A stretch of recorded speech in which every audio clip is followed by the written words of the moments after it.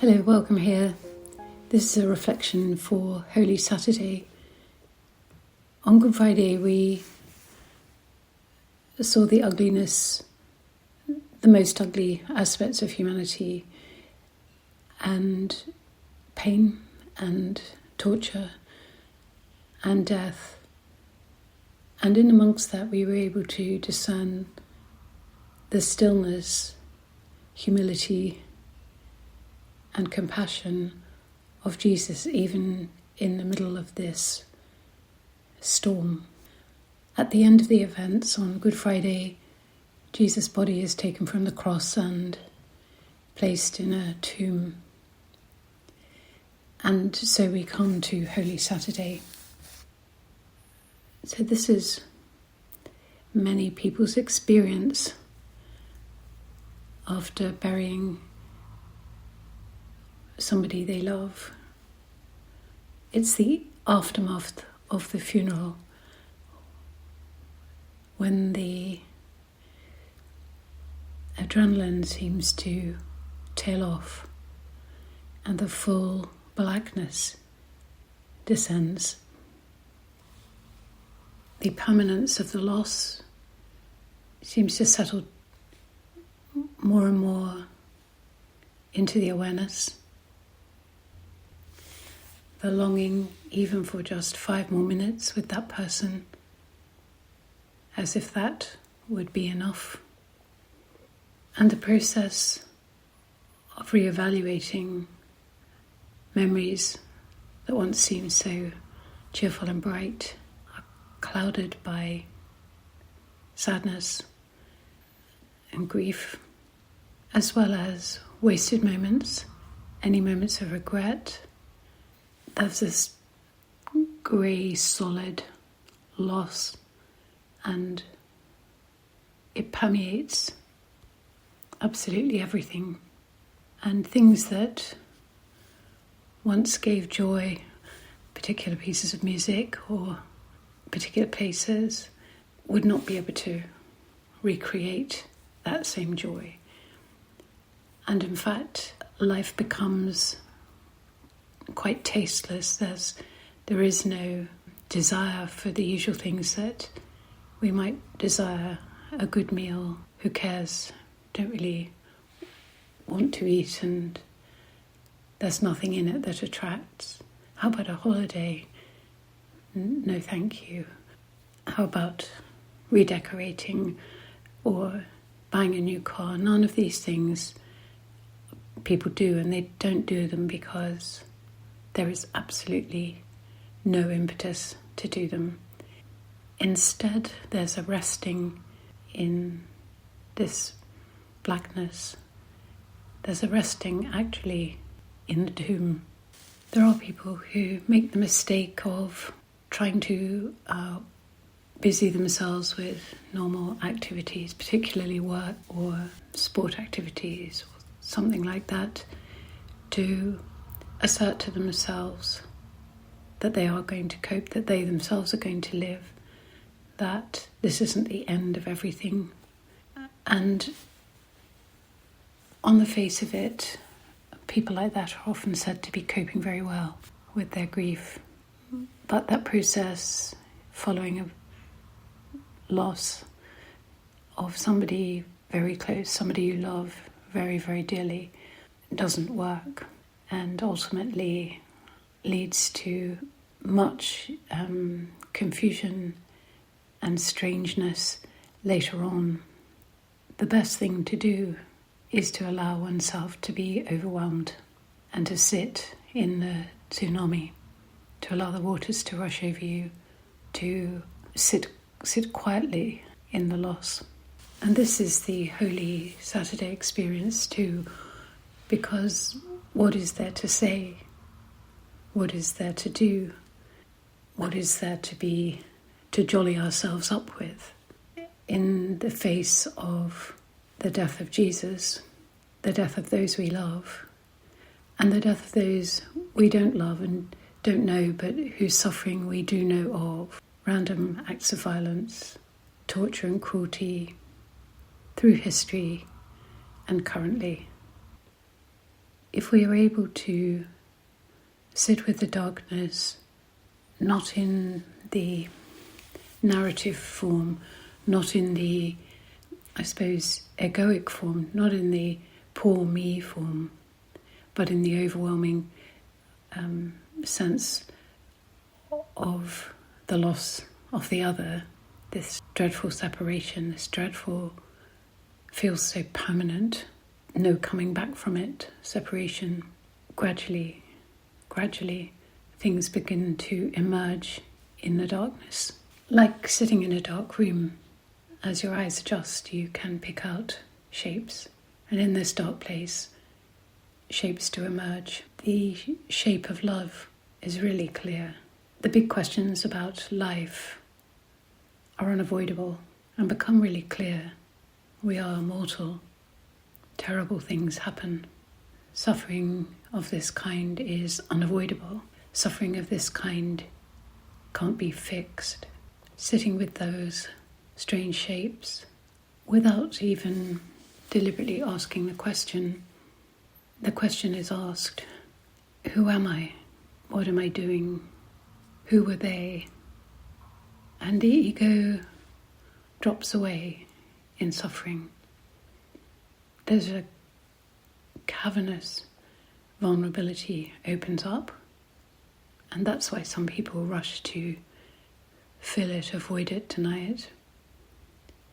But in opening to it, in sitting with it, the truth that Jesus talks about and points to begins to emerge.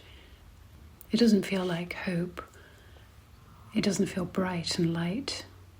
It feels like touching the bare metal, the bottom beneath the cushioning and swathing that the egoic self does over our lives is stripped, and we're touching the bare metal. And right there, there's only one thing, God. The Roman Catholic and the Orthodox churches, the ancient churches, talk about the harrowing of hell on Holy Saturday. And you may have seen images, especially if you've been to Greek Orthodox churches or fond of icons of Jesus holding by the hand Adam and Eve, followed by John the Baptist and Abel and the whole multitude. There's a very complex set of theologies around this and propositions about the structure of Sheol, with different compartments for different sorts of people. A lot of this finds its foundation in the Gospel of Nicodemus. Obviously, that's not in the canon, but it was one of the very early Gospel accounts. And we know that various Gospels were included and various not included. I think the non-inclusion of this Gospel is probably wise. It's completely speculative. Or not completely, but so much of it is speculative. And in a way, that's why this concept is not, in its elaborate form, very helpful. But there is something we can take from it, because according to this Gospel, Jesus descends into hell, and we have that in the Creed too. So this is rehearsed by Christians week on week in many churches. And the idea is that he descended not to damnation, but to that place where people go after they have died. And along with that, of course, we have the concept that there's still something of them. And that's explained in terms of their soul. So the body dies and the soul continues.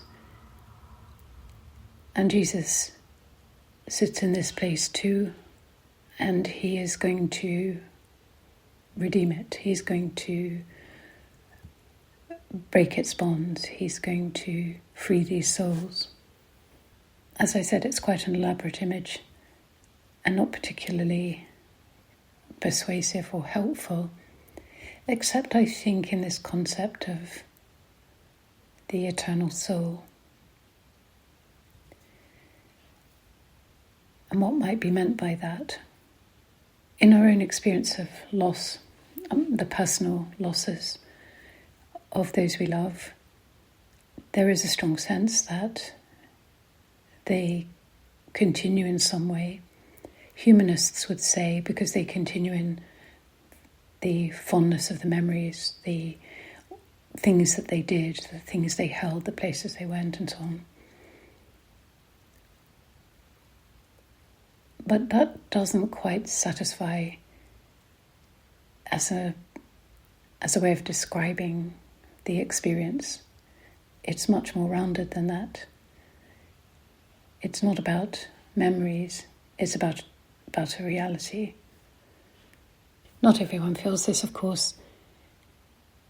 Some people don't allow themselves to even think it, and some vacillate to and fro, rationalizing that it's not reasonable, but believing and knowing that somehow it is. And especially when people are dying, you notice they have a strong sense of joining the people they love who've already died. They're going where they've already gone. Not they're disappearing like those who disappeared before.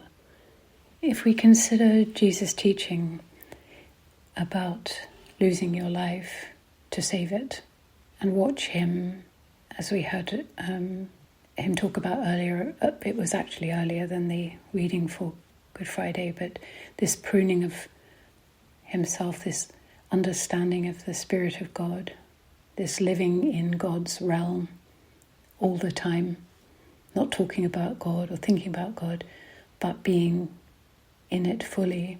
And then the final emptying of the physical form in his death. We can understand from him that he saw death very differently. It wasn't the end. The end had already been in those terms. Who I am, what people think of me, what I'm going to do, preferences, judgmental attitudes, all gone. The only discernible features of Jesus' personality seem to be compassion, justice, kindness, humility.